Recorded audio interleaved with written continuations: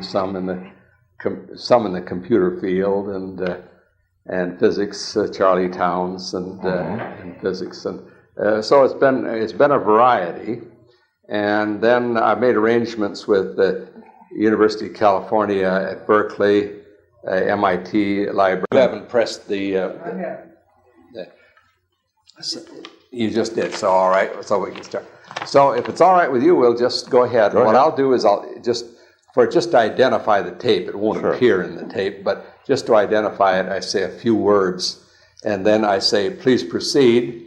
And then I'd like to have you sort of give some of your early background, which led you into the field of science.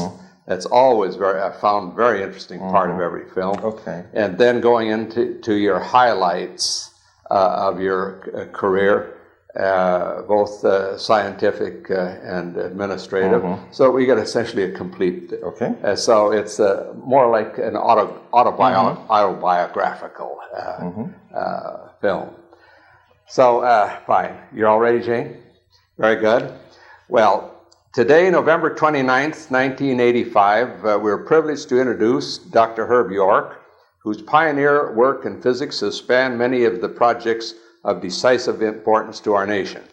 His many awards would take too much time to describe without impinging on his valuable time. So I'll simply ask you to please proceed, Dr. York. Okay, and you'd like me to start with the early background. With the early background. I was born and raised in Rochester, New York, and my father was a railroad man, as his father had been before, and I had a fairly happy but not terribly eventful childhood. But I got interested in science very early. My earliest memories involve wondering about numbers and things like that. Oh, yeah. But do you remember about what age you were when you started? Well, I was in kindergarten. I was in kindergarten when I was thinking about I bugged people about what it is that comes after a billion and a trillion and other trivial things like other that. Powers of 10. Yeah, and but I was about 8 or 9 when an uncle of my father happened to give me 2 books. One of them was called Astronomy for Amateurs, and was by Camille Flammarion, a great French astronomer. Yes, the other one, very famous book, which has persisted to this day, as a matter of fact. The particular one I referred to? No, the Flammarion Book of Astronomy still we bought one about 5 years ago. Well, this particular book is called Astronomy for Amateurs in English. Oh, yes. And the French title, which happily I didn't know at the time, is Astronomy for Women. If I had known that, I might not have been willing to read it. Now, be careful of any sexist remarks. Well, but that's simply the fact. I'm talking about a period 50 years ago, more than 50 years ago. And the other book was a book on quack medicine, having to do with the treatment of disease by colors. There was nothing to it except a lot of funny testimonials and so on, but it had a beautiful spectrum in the back with lines in it, a Fraunhofer spectrum of the sun. But the book Astronomy for Amateurs, I just glommed onto with enormous interest, and I still remember the style of the book. The chapter on the sun would start out with words like "Oh, great globe of day," "Oh, life-giving orb," Oh, yes. Whole series of very dramatic statements like that. Then followed by data about the sun. The sun is 860,000 miles in diameter. The moon is 2,200 miles in diameter, and so forth. All qualitative, all non-mathematical, except the last chapter, which dealt with the trigonometric means for measuring the distance of the planets, and which I couldn't understand at all at the time. But all the rest of it was marvelously general and qualitative and very dramatic. And I enjoyed it very much and read it, I suppose, several times, along about the same time as I was reading Tarzan and things of that sort. I didn't do particularly well in science in grammar school and high school. I didn't particularly like the courses. And so I entered the University of Rochester with the idea of majoring in engineering. Oh, yes. That's because the only professional man my father knew was an engineer. He was a chemical engineer at Eastman Kodak named Garson Meyer. And when it came time to go to college, it always seemed obvious I was going to go to college. I mean, it was my father's idea that I should, and it just was a part of growing up, the assumption that I would. He was determined that I would not be a railroad man. And so the question is, what would I do in college? At the University of Rochester, I went to visit Mr. Meyer, who was head of one of the chemical engineering laboratories at Kodak, and he seemed to enjoy what he was doing, and so I majored in chemical engineering that first year. Yes, well, you joined very distinguished company in that. People like Wigner and Teller, and we were talking to Dr. Fowler at Caltech the other day. They all started out in engineering. Well, I didn't stay long in engineering, only 1 year, because when I got to the University of Rochester, which is a very fine place and for which I have enormously positive feelings, I feel very fortunate to have gone there. It was a good university, and an extraordinarily good university in a small town. I went there because I lived there, and for no other reason. What year did you enter college? I entered in 1939, and that's important with regard to the rest of my career because the war in Europe started about a week or two before I entered. Oh, yes. And so the war has, that war and the things that flowed from it have dominated my entire career. But while there, in my first year, I made a lot of discoveries of things I'd never heard about before: graduate education, PhDs, teaching assistants who were graduate research assistants, and so forth. And I discovered that they enjoyed what they were doing. And for the first time ever, I started thinking about college or school generally, not as a means to an end, that is to say, to a better job, but as an end in itself. I mean, I discovered that there were people who were doing chemistry as an end in itself rather than as a means to a job. And so I switched very quickly to chemistry because the engineering didn't have that kind of people. It was only in chemistry where they had people like that at Rochester. And then in the course of becoming a chemistry student, I had to take physics, and I discovered I liked physics even better. So I met the people who were very important to me in those years were Vicky Weisskopf and Sid Barnes and Joe Platt, all of whom were professors there.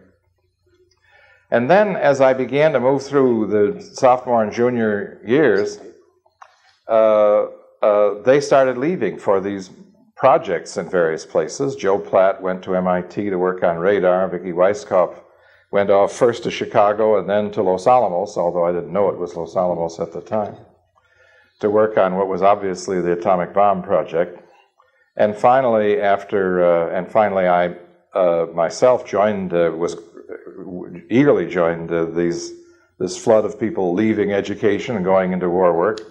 And fortunately for me, I was recruited by an agent of Ernest Lawrence to come to Berkeley. So I arrived in Berkeley in the spring of 1943 and to join the Manhattan Project. Oh, yes. Well, that gives a very, very fine introduction. And of course, you mentioned along the line several very important people who were important on both the electromagnetic project and at Los Alamos and so on. So that was, you must have known Sid Barnes well yourself. Of course, Sid Barnes was my next door neighbor in Oak Ridge. In Oak Ridge. I knew him very well. Well, I helped him build a swimming pool at his house in Oak Ridge. I remember that. Mm-hmm. He had those two delightful daughters and a son there at the time. And he did work on the cyclotron at Rochester. Well, the cyclotron at Rochester was one of several cyclotrons, each of which is the second cyclotron built after the ones at Berkeley. Yes. There were cyclotrons at Princeton and I guess Cornell, all built about the same time. And I had the opportunity to work on the cyclotron at Rochester, not in getting it going, but in using it. And one of my early paid jobs was running it to produce radioactive materials for use in radiobiology and medicine. Yes. Well, fine. Well, I remember personally myself, of course, working with you indirectly on the receivers for the 235 and the so-called beta stage, and those were very exciting days. Well, that was an outgrowth of going to Berkeley. I went to Berkeley and worked on the whole Calutron project. Met Lawrence fairly early, but I worked directly at first for Frank Oppenheimer and Fred Schmidt, then later for Eugene Gardner on the receivers for the Calutrons, as you say. Then you recall that the first attempt to start up the Calutrons in Oak Ridge in the fall of '43 didn't work out. So Lawrence arranged to transfer, I suppose, about 100 of us from Berkeley to Oak Ridge to participate in actually getting the whole plant going. Oh, yes. So in early '44, that's what I was primarily doing, was just one of that big group there to get the Calutrons going, and we did succeed. But within that project, I concentrated on the design of the receivers, and worked particularly on those questions that had to do with the trade-offs between quantity and quality.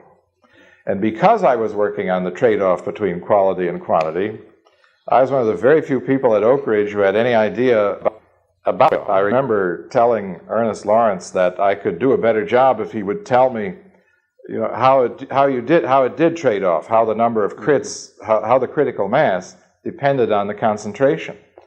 And so a few weeks later, when he had been to Los Alamos, he came back and gave me just a tiny scrap of paper with about 4 pairs of numbers on it, which represented the curve that connected these two quantities. And then I optimized the design of the receivers to take that into account. Yeah, so that's very interesting and very important there. I remember Segre was one of the men who helped work out the critical mass. And then I didn't know Segre until the war was over. And so optimizing, as I say, the enrichment necessary, because there was a trade-off there on quantity. Yes. If you had one without the other, it didn't do much good. So very interesting.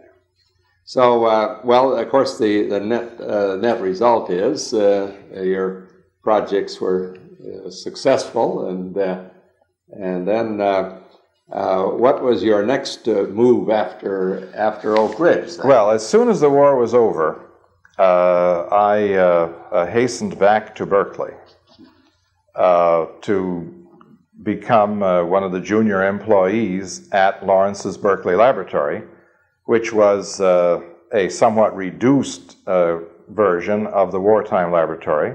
I was fortunate to be one of the ones whom he kept on, and became at the same time a graduate student. So I became a graduate student at Berkeley and a junior researcher in the laboratory. First my first job was operating the 60-inch cyclotron.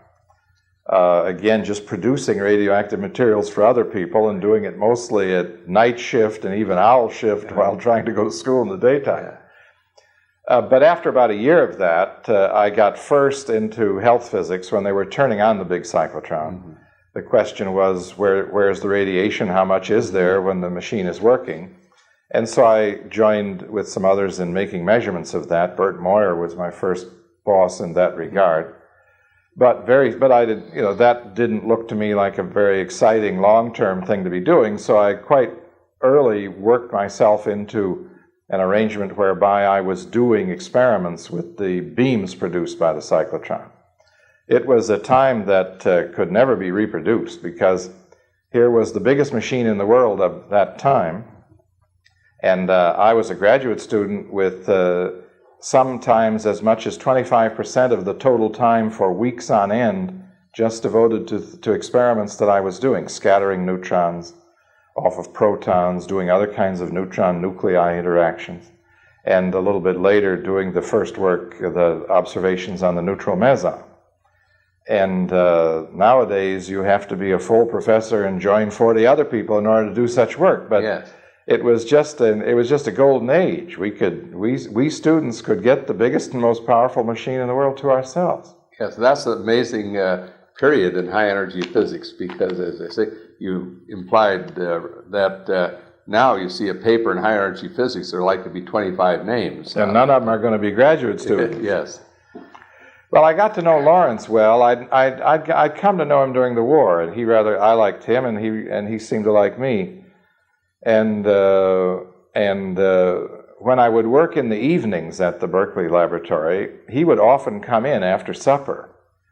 And he generally toured the laboratory. He must have toured it more than once a week when he was around. And he would always stop by and ask me what I was doing. And then I would tell him briefly what I was doing. He'd look at the oscilloscopes. You know, there's a lot of oscilloscopes there with pulses on them.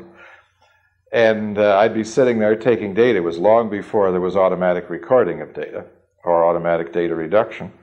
And I'd tell him, he'd give me a big smile and a pat on the head, so to speak, and then go off to visit someone else.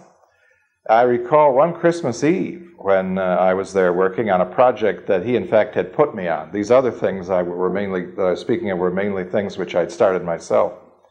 But he remained interested in defense-oriented work, and he had a project that was designed to be an alternative way of separating uranium isotopes, involving time separation in a pulse device. And I was working on that. And we were somehow crowded for time, and I was up there early on a Christmas Eve. Sybil was at home with one child, and he came by to see how we were doing. And then he said, well, I'm going up to the synchrotron to see what's going on there. And he went up, came back, 5 minutes later with this dismayed look on his face. He said, there's no one there. And which wasn't a surprise to me.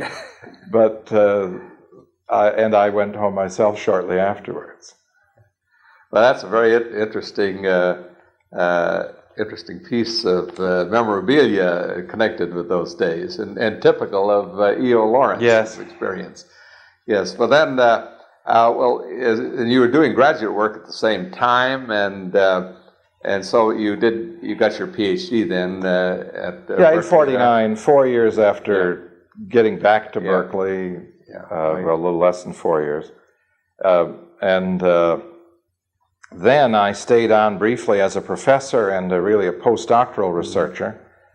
In those days, there were all kinds of job offers coming into all of us at Berkeley, and I got my share of those. And Ernest would bring them himself, but he would always encourage me not to take them, and I didn't want to. I liked it very much at Berkeley and wanted to stay right there because it was the center of the world, and I just wanted a good front seat on the center of the world. Yeah. So, but after a couple of years, I got my PhD in April of '49, and that August was the first Russian atomic bomb. Oh, yes. And Ernest, with the help of Alvarez and a few others, was anxious to sort of remobilize, as I'm sure other people have said. And so he began looking for ways to involve himself. He made trips himself, and Louis made trips to Los Alamos to talk with the people there, Teller, Bradbury, and the others. And they then suggested that Bradner and I should go down and see whether there was anything we could do, Hugh Bradner, to see if there was anything we at Berkeley could do to help with the hydrogen bomb program that was then just blossoming at Los Alamos. Yeah, essentially the decision had been made to go ahead by Truman. And so that you were right there in the forefront. That's right. The decision was made by January of '50. And so I was there in the spring of '50 looking into the question of what it is Berkeley could do to help on that project. Lawrence was following his own line and looking into the question of building a reactor to make a lot of tritium, and then actually starting the project to build a large machine to produce neutrons by brute force that would then be used to make tritium, plutonium, or whatever. But he also sent Bradner and I to Los Alamos to see what else we could do. And we discovered that they could use help on so-called diagnostic experiments, that is, making observations at the microsecond that the explosions take place. And so Brad and I set up a project of equipment and a team of people, which included Harold Brown, incidentally. And at Berkeley, we designed this apparatus and the network of recording instruments and so forth. We set some of it up at Livermore, which was already being used by Lawrence for his big accelerator project, production accelerator. But mainly we worked in Berkeley. Then we transported all this equipment out to Eniwetok and set it up on a Engebie Island out there to observe the first large explosion that involved thermonuclear reactions. A device called George that group of people at Los Alamos, Teller, Fermi, Beta, a whole group, von Neumann and others, had been busily engaged in working out. It wasn't the direct ancestor of today's hydrogen bomb in the design sense, but it sort of was a place for checking out ideas and calculations that later led to the mainline development of the super. Yes, but this involved essentially liquid hydrogen. But it involved a very small amount of liquid deuterium and tritium, which was ignited by a very large fission explosion designed to produce enough energy and heat to make that happen. So it was a tiny thermonuclear explosion in the presence of a very large fission explosion. But enough for diagnostics. Enough to make these diagnostic measurements. We measured the temperature under which the explosion, the reactions took place. Other people measured the rate of the reaction itself by observing the neutrons that it produced. And that we were successful in doing that experiment. But that meant that I was then the house expert at Berkeley about what was going on at Los Alamos. Oh, yes. So then, when the question of a second laboratory became more and more heated, and Teller had been promoting this idea for quite some time, one of the commissioners happened to call Lawrence just before New Year's 1952 to ask him what he thought. Thomas Murray. He'd been in touch before, but I wasn't aware of it. On New Year's Day, there was a party at Carl Helmholtz's house at which Lawrence and I met, and Ernest said, "Come and see me at your earliest convenience." So I was always eager to see him, and a couple of days later I went in and he said, "Should there be a second laboratory?" Oh yes, that's a very interesting historical incident there. Right. I said I didn't know. Yeah, let's see, about what, can you fix that date roughly? Well, the date that he asked me to come and see him was January 1st, 1952. The date I actually saw him must have been within the first week. Yeah. But I visited his office on, the next working day is what it amounts to, whenever that was, at Berkeley. So I said I would look into it, and so I made a series of trips to Los Alamos, where I already knew the people, Teller and the others, to Bradbury, to visit with them on this subject. Teller actually was at Chicago by then, so I went up there to visit with him. I went to Washington, where I visited people in the Pentagon, Jimmy Doolittle, Benny Schriever, people in the Atomic Energy Commission, Gordon Dean, Thomas Murray, and all was talking with these people about the connection between the hydrogen bomb and national security, what it was that was needed, and what kind of a program and effort was needed. After a fairly short time, and this I don't know the date, but sometime in February, let's say, of 52, I must have told Lawrence that I thought it was a good idea. He, you will recall, was ill that spring. I mean, he'd had colitis for some years, but he had a special problem with it during the spring of 52, so he spent a lot of time away. Yes. So I'd only see him occasionally, and whenever I saw him, he would encourage me to make plans for a second laboratory. Oh, yes. So I drew up plans for doing diagnostic work, for doing controlled thermonuclear work, basic physics, and then, in addition, developing nuclear weapons there at Livermore. It wasn't obvious that would be part of the whole package. That's, of course, what Teller wanted, but it's not necessarily what we were going to do. But finally, we decided to do the whole package, take the whole enchilada, build a new laboratory at Livermore that would do all of those things, including weapons design. Then we started recruiting, and during the late spring and summer of 1952, I recruited about 20 physicists to join us out there. Teller was off and on. He blew hot and cold on the project. He wanted a second laboratory, but he wasn't really quite convinced that this one we were going to build out there was the one he wanted. Oh, yes. And so at one point he did, in fact, announce that he was not going to come. At the urging of the Washington authorities, Ernest and I did what we could to talk Teller back into sticking with the project. We were going to go ahead anyway. Oh, yeah. And he did finally agree. And so on September 1952, with around 100 people, we started the Livermore Laboratory out there at the site where it still is today. And among those were some other people who have been very influential in the times following that. I think particularly of Harold Brown, but Duane Sewell, who was the engineering manager from the beginning, became Assistant Secretary of Energy for National Security Affairs. Yes, of course I know him. He was a former student of mine as an undergraduate. So I've known him for many in years. addition, Johnny Foster became one of the undersecretaries of defense, and Jerry Johnson, who joined us soon after, became the assistant to the Secretary for Atomic Energy. So that group, that initial group, produced a lot of people who then went on to have a lot of influence and say over what would happen in the future. Well, those were very exciting days. As a matter of fact, I believe I visited you someplace around late 52 or 53 when you were just getting started. I can remember the difficulties you were having with recruitment at that time. But we managed to make it way out there in the boondocks, so to speak. That's right. We were about 50 miles from Berkeley. And that was far enough so that the distance was a negative factor. And a lot of the people declined to live in Livermore. Edward Teller never moved out there. He always lived in Berkeley. Harold Brown lived halfway between. Oh, yes. But Johnny Foster, Jerry Johnson, Dwayne Sewell, and I all lived right in Livermore. Oh, yes. 2 miles from the laboratory. So, well, that was... So as things went along, then you started developing the laboratory as an integrated and well-rounded laboratory, essentially. But with a focus on nuclear weapons. Yes. But with activities in other closely related areas, specifically for the purpose of making it a more interesting and well-rounded place. And we had some troubles at first with the devices that we produced and tested, but we managed to just go right through those difficulties, and after a couple of years, developed a very good track record in terms of performance in that particular field. Yeah. How many of those developments are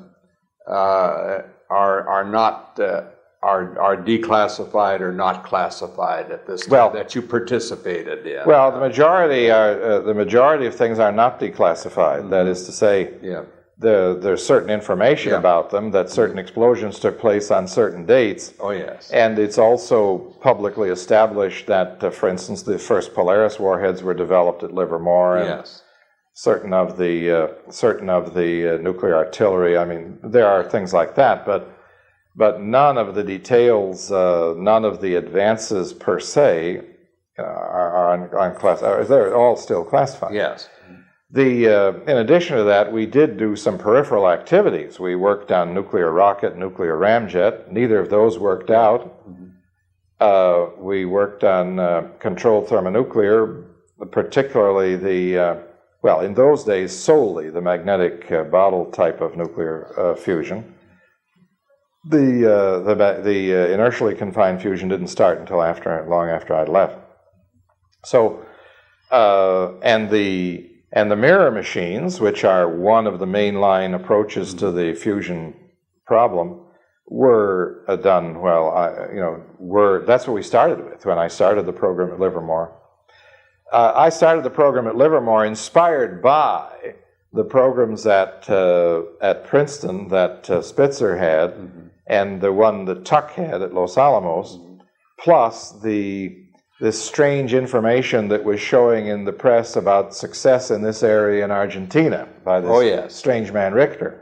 Yes, that was a very very fascinating story. How much that spurred on Spitzer's program was stimulated by that. I mean, he gives it credit for making him first start thinking about it. Yes. But it goes beyond that. I was in the Soviet Union 10, 15 years after these days we're talking about, talking with Golovin, who was one of Kurchatov's principal assistants and one of the originators of the Soviet-controlled thermonuclear program. And he said that they were getting ready to start up such a program in 1951, 52, when they read about the claimed successes in Argentina, and they used those claims as one of the arguments for getting money out of the Politburo to start their program. Yes. So the Soviet program, like the American program, owes really quite a bit in the terms of stimulus to these false reports coming out of Argentina. Yes. Well, I can remember talking to Smythe, who was a commissioner at that time, about the Richter development. And I said, sounds like thermonuclear. I said, well, that's several other people have. Yeah, well, that's what he was claiming. And so I now have a book out in my office in Spanish, which is devoted to that entire episode and is full of details about it that I've never seen anywhere else. That's a very interesting piece of history there, and that's why I wanted you to elaborate a little bit on. This has been very helpful. Yes, I have in my new institute that I'm now running. We have a young woman named Ethel Goldman, a political scientist at UCLA. She's one of our graduate fellows, a predoctoral dissertation fellow. She's doing research on proliferation in Argentina and Brazil. Oh, yes. And she has lived there and is, of course, a fluent Spanish and Portuguese speaker. Yeah. And it was she who brought me in touch with this latest work. I was telling her about Richter and his influence. And she's given me a copy of this book. If you read Spanish, I can even loan it to you. No, not fluent. Sybil, the telephone man is coming in the back. It seems informal enough to be all right. And, well, not only that, but when we reproduce the copies, we just cut those out. Oh, my. So that's the best part. That's no problem. We'll go right ahead. If the telephone man has to come through here, we'll have to interrupt. All right. That's why you had the trouble calling us. We have a telephone. We have 2 telephone numbers and about 6 or 7 telephones. Okay. We all right? Okay.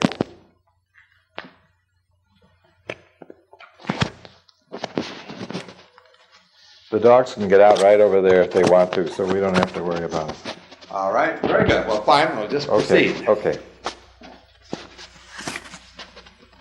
All right, we're rolling. Where are we? Yeah, what were you talking about? Well, we were talking about Richter. We just finished, we'd almost finished Richter, I believe. All right, well, your work at Livermore then, of course, followed up on all of these various areas of approach to controlled thermonuclear work, and then of course you were also proceeding on the broad aspects of the applications of Livermore to developing nuclear weapons. And because of that, I was deeply involved as a consultant to the various military groups that were using nuclear weapons. And so were some of the others, but I was probably more deeply involved than anyone else at Livermore. And I was a member of 2 committees chaired by von Neumann. One was the nuclear panel of the Air Force Science Advisory Board, and the other was a special committee reporting to the Secretary of the Air Force and Secretary of Defense, advising on the ICBM and related long-range missiles, the sea-launched missiles and the IRBMs as well. That got me closely connected with people like George Kistiakowsky and Jerry Wiesner, whom I had not known during the war. And then I was part of one of the advisors to the Gaither panel, which met just before Sputnik, and through that I met Jim Killian. And the net result of all of that was that when Eisenhower decided to form a science advisory panel, reporting directly to him, after Sputnik, as part of the American response to Sputnik, he asked Killian to be the chairman, and Killian invited me to be one of the new members. Oh, yes. So that got me into the White House. So you were really then one of the original President's Science Advisory Committee. And my particular job was to work on the reorganization, both in terms of structure and in terms of program, of the American space program. Oh, yes. Both the military space program and the civilian space program. So I was part of a small group of 3 or 4 people who worked out the plans for the creation of NASA on the one hand, to run the civil space program, the original rough plans for having man in space, going to the moon and all of that, and then simultaneously on the military side for the reconnaissance satellites and all of those things which the military uses. And that was that occupied me for essentially from December 57, right after Sputnik, to about March 58. I mean, I was part of the White House team that planned these things. Then in March 58, they sold me across the river to the Pentagon, where I became the chief scientist of ARPA, whose whose principal function was to develop the military space program. You can come through. They can just edit the tape. Don't worry about it. Okay. Just please don't knock the lights. That's all. Please don't knock the lights. Okay. All the things I got around will be real quick.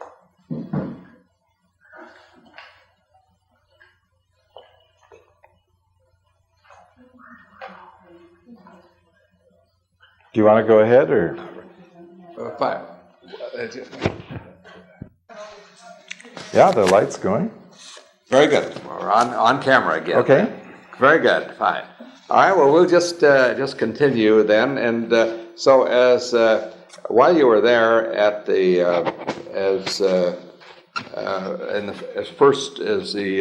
on the Presidential Science Advisory Committee, you were still at Livermore, but then you immediately went over as chief scientist. Yeah, I was on the Livermore payroll, so to speak, until I became chief scientist of ARPA.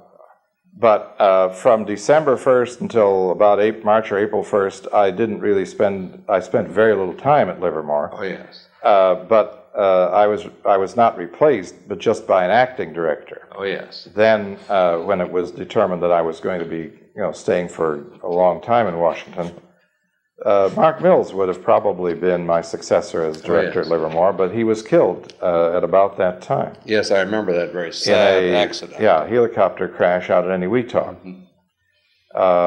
And so Edward Teller decided that he would try his hand at it, and nobody could stop him.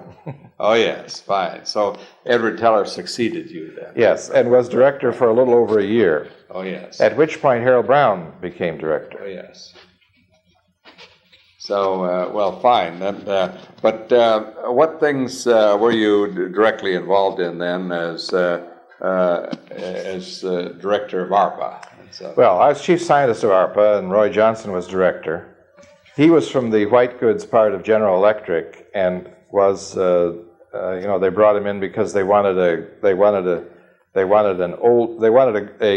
person who looked like an executive running ARPA. And I was in my middle 30s at the time. And although some people wanted, Killian and people in the White House wanted me to be the director, the compromise they worked out involved me as chief scientist and Roy Johnson as director. But what we did, the main part of the work at ARPA was to reestablish, you might say, the American military space program, and to do certain things for the civilian space program as well in the interim period before NASA was established. Oh, yes. Sybil, are you to do these? We, for example, took the initiative in getting the big so-called NOVA engine going. It was or F1 engine. It was a rocket engine that would generate 1 million pounds of thrust, which its only use eventually was in the connection with the Apollo program. But on the military side, there already were a lot of there were some programs going. There were a lot of ideas for new ones. We made minor modifications in the going programs. They really were much better than the public had been led to believe by the press. Oh, yeah.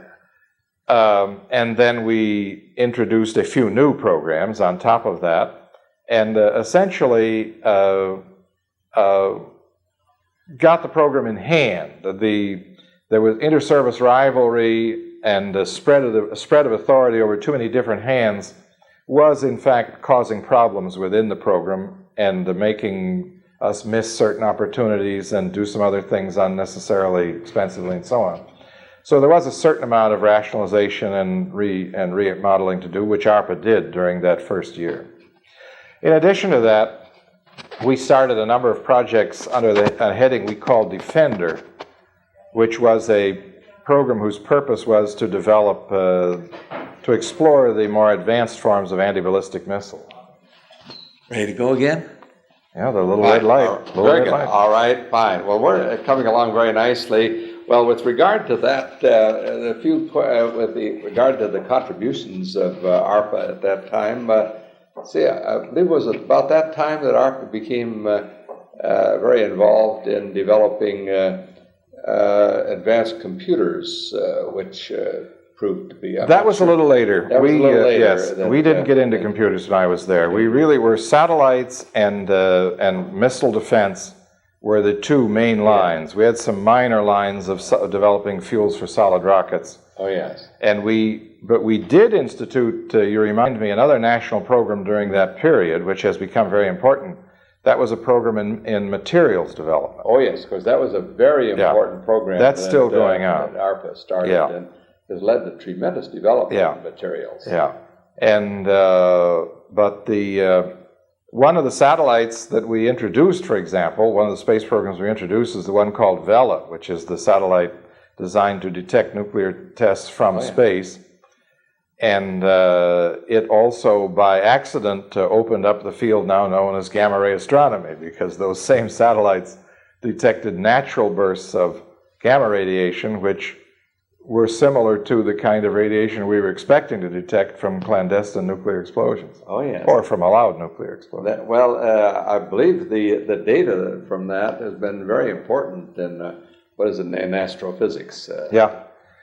It's, but mainly the Vela program was the development of a whole series of instruments, space-based but ground-based as well, whose purpose was to monitor nuclear tests anywhere in the world, which is something which is of interest for general intelligence reasons, but it's of even greater interest in connection with arms control. Oh, yes. Let's see, what year did that become operational, essentially? Well, the early 60s. We started it in the period 1958-59. I don't really know when it became operational, but sometime in the early 60s. Early 60s. Well, fine. Well, that was, you certainly were involved in the starting of very important programs, and of course, I believe the name of ARPA has been changed. It's now DARPA. It's got a D on the front, meaning Defense Advanced Research Projects Agency. But has led to certainly advancing the science of so very important to military, but has had substantial civilian offshoots. Yeah, and as you say, in later years, it's been very heavily involved as one of the prime movers in certain advancements in the computer field. Yes. Well, fine. Well, then, how long did you stay then in the field so far as ARPA? I was chief scientist of ARPA for only about 8 months. Oh, is that right? Oh, and then, as another part of the reorganization of the national, of the National Administration of Technology. Oh yes. They created this position called Director of Defense Research and Engineering. That's a generic Assistant Secretary of Defense, but with a different name. And the job was open. After the Defense Reorganization Act of 1958 was passed, that was part of it. The job was open, and they were looking for people. And finally, in December, Secretary McElroy said, "The President and I would like you to take this position." And I didn't know that most assistant secretaries never do see the President. But I already knew him because I'd been working in the White House. So I said, "Fine, I'll talk with the President about it." And McElroy, with a big smile and without a pause, turned around and picked up the white telephone on the table behind him and made a date for me to see the President the next morning. So I went over and we talked about it, and it was a very pleasurable experience for me. The President said that you were my candidate all along, he said, but they wanted somebody older and more distinguished. And but at any rate, they did offer me the job, and I accepted it promptly. And so I became the Director of Defense Research and Engineering at the end of 1958. Oh yes. That was that was rather awkward for Roy Johnson, because I had been working for him up to that point, and now the relationship was reversed. And there was a little difficulty over that, which we did work out, because as usual in bureaucratic arrangements, there's a lot of contradictions in the boilerplate. and his job description said he reported to the Secretary of Defense. My job description said I was responsible for all research and development and engineering in the entire Department of Defense. And those were contradictory.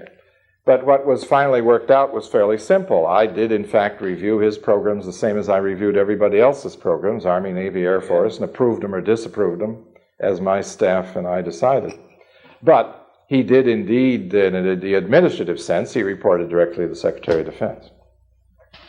Oh, yes. Well, that was a very, very interesting administrative complications. Yeah. But then we had further trouble because he was, the ARPA people were gung-ho for military man in space. And it was the President's view, and it was my view, that there was no foreseeable need for a military man in space. I think history's borne me out on that. And but the big man in space program was part of the Civil Space Agency, NASA, belonged with them. Yeah. And there were a lot of contradictions because the Department of Defense was developing, had the money and the responsibility for the biggest boosters, the biggest rocket engines, and the agency actually developing them was the Army Ballistic Missile Agency with von Braun, but NASA had the responsibility for using them, so to speak, for the programs that would need them.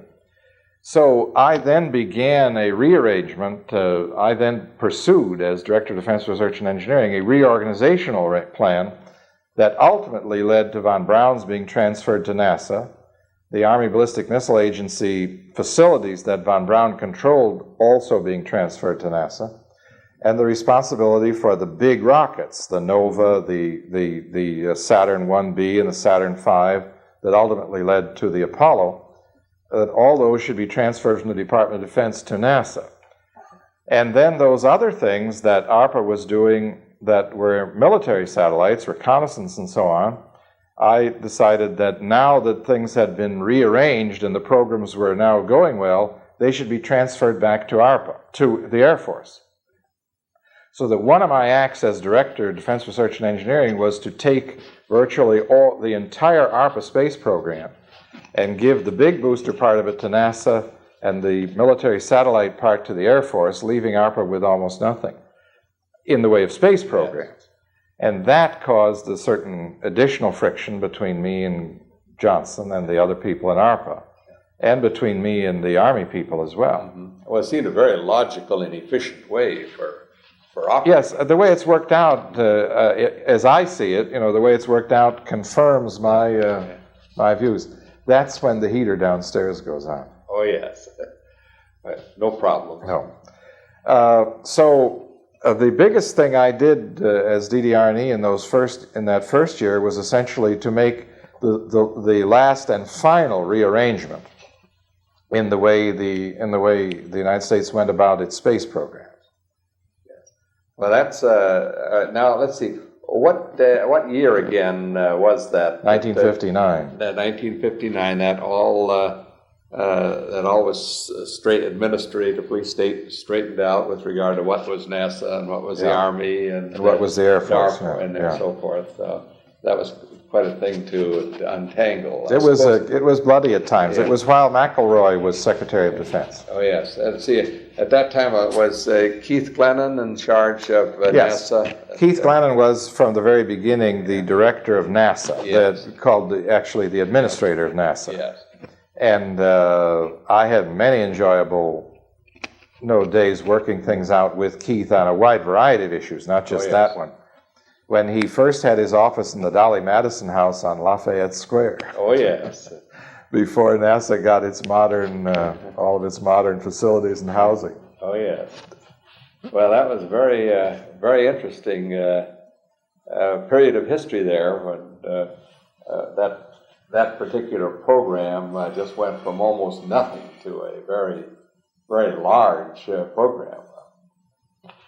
So so you then continued on as essentially as assistant secretary and administering a broad variety of research and development. Yes, the entire program of the defense establishment. Oh yeah, everything from from the development of better shoes for the troops, to tanks, to rockets, to airplanes, to satellite vehicles, everything. Yes, it must be essentially cryptology, everything. Tens of thousands of separate small items. Yes, you say, from better around shoes 80,000. Yes, a fantastic variety there. Well, fine. Then at that particular, let's see, that approaches now a transition period politically. Yeah. I stayed on very briefly into the Kennedy administration. Mm-hmm. Bob McNamara invited me to stay on indefinitely, but I had had a heart attack in the fall of 1960, and I really wasn't sure what there were great uncertainties in my life brought about by that. Oh, yeah. Which turned out to all, I had a heart attack, but it did not in fact damage my health, and 25 years later I still don't have any problem, but I didn't know that at the time. So when Kennedy was elected, I was already then in the process of figuring out what to do next and arranging to go back to the University of California. Oh, yeah. And by the time, before Bob McNamara even asked me to stay on, Clark Kerr, who was president of the university, asked me if I would be interested in being chancellor at UC San Diego, the new campus. Now, he didn't have the authority to actually offer me the job, but he did. But he could ask me if I was interested. Yeah. And so when Bob invited me to stay on, Bob McNamara, I said I would stay on briefly, but I wanted to get back to California. And he said, well, he'd like me to stay even briefly in order to help with the transition and to help in the selection of my successor. So I worked up a list of 13 names. The name at the top of the list was Harold Brown, and I explained to the secretary that he was at the top of the list because that was the alphabetical order, but in fact he was my favorite candidate. Yes. And so Bob very quickly offered the job to Harold, and I came here to San Diego to be chancellor. Oh, yeah. So, and then I got out of the defense side of things, at least in any intensive way, although I very quickly got involved with arms control because one of Kennedy's first acts was to set up a special agency housed in the State Department, but reporting to the President, called the United States Arms Control and Disarmament Agency. Mm-hmm. And I was known to be interested in that subject. I hadn't mentioned it before, but even when I was on the President's Science Advisory Committee, I supported the President's view that there ought to be a test ban and worked on technical questions to that end. And in the Pentagon, I continued to support this view of the President over the opposition of quite a few mostly other people in the Pentagon, but I was supporting the President at the time. And with regard to Vela and so forth. Yeah. So when the new Arms Control Agency was formed and a General Advisory Committee, which had consisting of people appointed by the President and confirmed by the Senate, was established, I became one of the charter members of that, along with George Kistiakowsky and Robbie. Oh, yes. The chairman was John J. McCloy, a New York banker.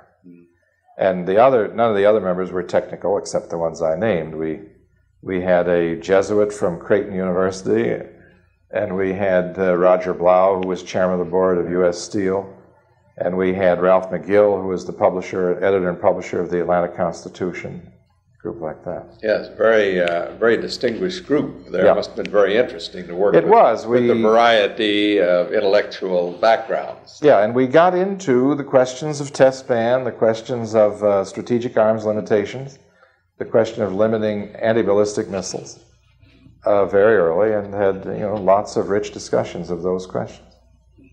But my main job was then here, helping to set up this new university, and of course science and technology were involved there because this already was strong in science, ocean science, and even before I came, people like Harold Urey were recruited in chemistry, Keith Bruckner, Walter Cohn, others in physics, and then it was my job to continue with that particular thrust. Yeah. So when you arrived, actually, there weren't students, essentially. There were graduate students. There were graduate students at the time you arrived. Yeah. But essentially, there were no undergraduates until 3 years later. So you had to put together the bricks and mortar as well as the faculty. And the faculty other than in physics. Yeah. Physics, chemistry, biology, and oceanography were well established. Mm-hmm. and had all their momentum of their own. I was involved in the establishment of mathematics and engineering and psychology and the social sciences, humanities, literature, philosophy, and so forth. Oh yes, well, of course it grew to be a very large institution. Well, I think that, you know, to be immodest about it, it's the best of it's the most successful of the post-war institutions. Oh yes, well yes, of course it has a tremendous reputation. Yeah. But I stepped down as chancellor after less than 4 years, and became re-involved, lived here, but became re-involved more intensively in Washington national security affairs. I rejoined the President's Science Advisory Committee, continued with the General Advisory Committee on Arms Control, and became a member of the board both of the Aerospace Corporation and of the Institute for Defense Analysis. Oh yes. Worked with the Jason Group in the summer.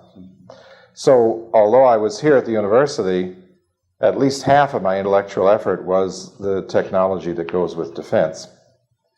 Oh yes, so that occupied, as you say, at least half of your attention. Then when Carter became president, he appointed Harold Brown as Secretary of Defense. Yes. And since Harold had been my assistant for so many years before, and we had kept close contact with each other after he replaced me in the Pentagon, I showed up on his doorstep without being asked to see what I could do to help out. And I did a lot of consulting for him, and then joined, but he knew I was particularly interested in arms control in those days, and so he made me his representative on the negotiations whose purpose was to try and stop the development of anti-satellites in 77, 78. They did not get very far. The Russians at first, at least professed not to understand why one would want to banish anti-satellites. They thought they made not a strong case, but a case for why a country might want to have them. They were willing to discuss what the equivalent of rules of the road, non-interference with satellites and things like that, but they were not willing to discuss the actual banning or elimination of anti-satellite devices. They said we might need them against a third country. Oh, yes. And after doing that for about 2 years, and also I was involved in studying questions of the B-1 bomber and air-launched cruise missiles and things like that, the new Pershings. I got involved in suddenly, and this was mainly Harold's doing, but I was, or was his suggestion. I became the chief negotiator for the test ban negotiations. Oh yes. And suddenly found myself with the title of ambassador and over there in Geneva, negotiating with the Russians and the British, attempting to work out a treaty which would ban the testing of nuclear weapons totally. Yeah, that would be the comprehensive test. Yes, yes. We had a limited test ban since 1963. Yes. I was on the General Advisory Committee when that was being worked out. I didn't have a great deal to do with it, but I was an insider, but not on a full-time basis, and I testified in favor of it when it came before the Congress. But in the case of the comprehensive test ban, I was the chief negotiator, a very different position. Well, let's see. What was the outcome of that particular negotiation? The outcome was that we got 90% of the basic principles worked out that you'd have to work out, maybe even more than 90%, but only about half of the details. When a variety of external events brought us almost to a virtual halt, and then the election of Reagan brought us to a total halt. Yes. But we were dead in the water long before Reagan was elected. Yes, well, of course, there was the Afghanistan. Yes, but just as important, and people forget it, was the Tehran affair.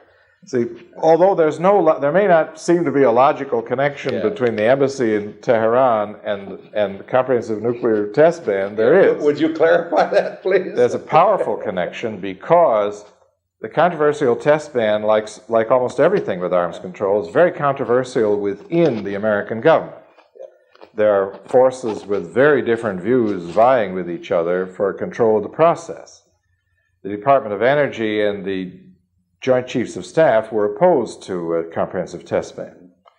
Well, when the Iranians captured the American embassy, that simply froze the American government. It was no longer possible to handle any kind of controversial issue that didn't involve what was going on in Iran. Yes. So that it became impossible to get any kind of useful instructions out of Washington as soon as the embassy was captured. Yes. Well, that was amazing how an incident like that, unrelated on the surface of it, would immobilize our country like that. But it did. But it would not have immobilized it if it hadn't been controversial.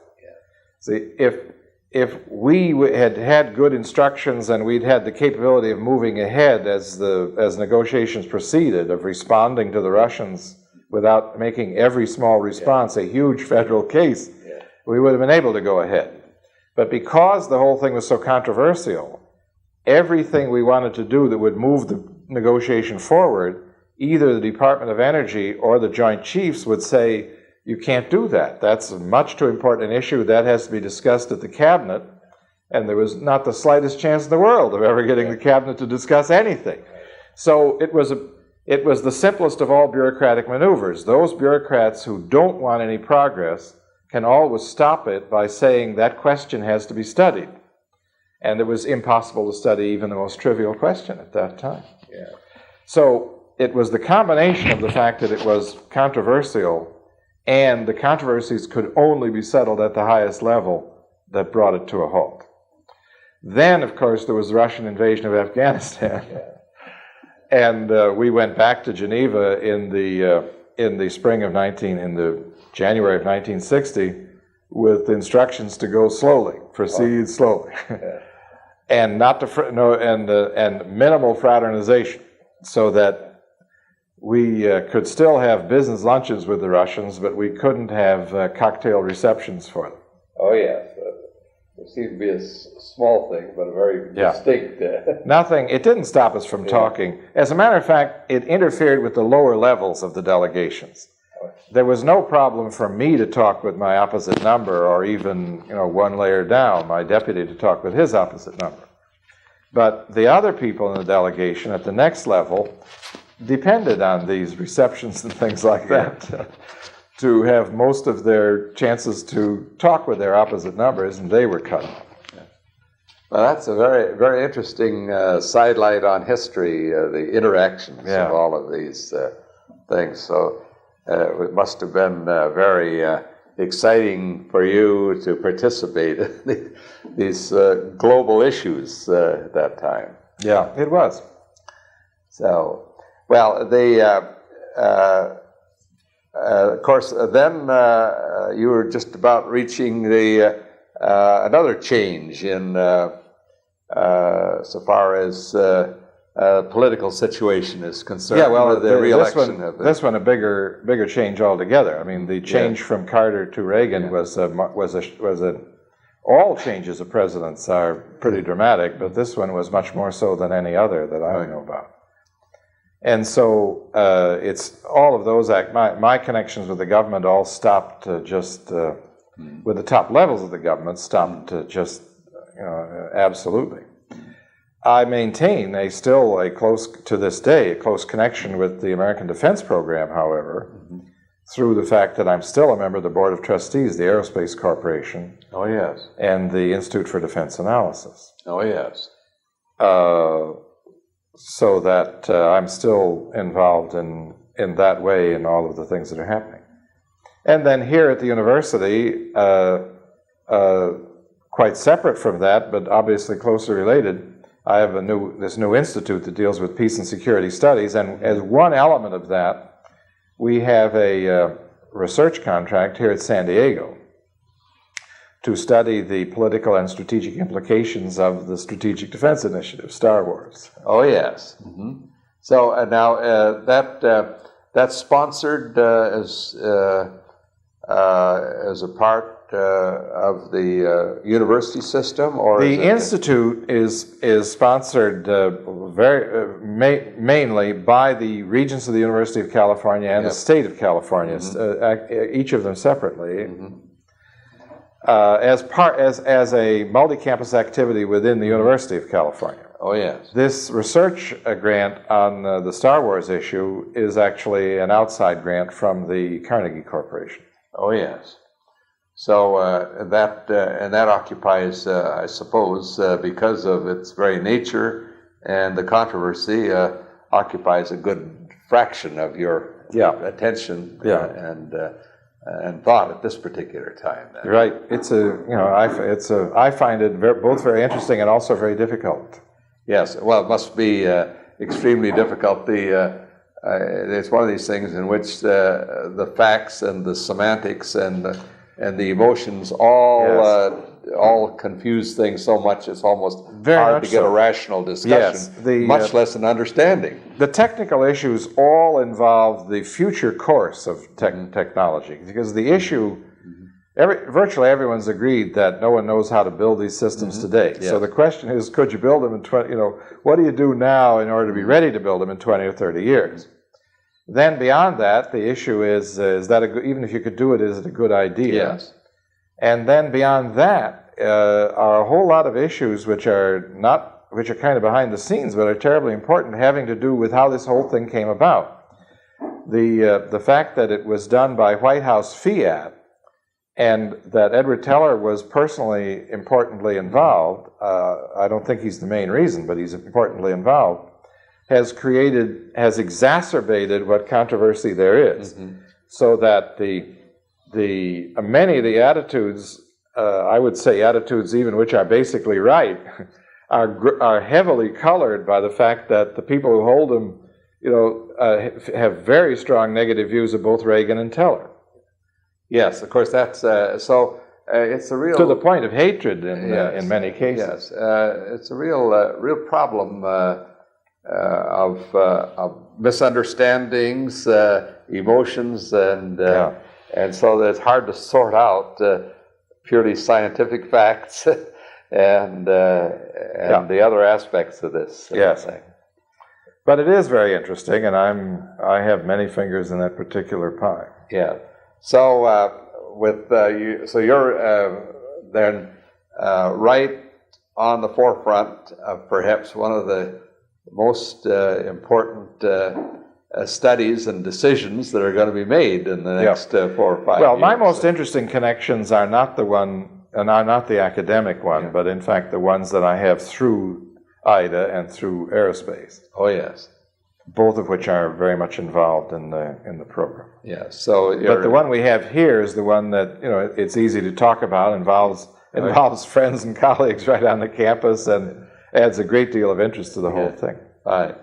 Well, this has been a fascinating exposition of the number and diversity of things that you've been involved in all of your life. And I think it's given us a good comprehensive view of these things, as much as we can do in this limited period of time. I was wondering if there are any other things that you think back now that we may not have covered in this time. Well, I think we probably did pretty well. I will want to copy the tape myself, because I have an archive here on the campus. Well, very good then. I think this has been a very valuable addition to our archival collection. And I want to thank you, Herb, for your time and patience in giving us all of this information.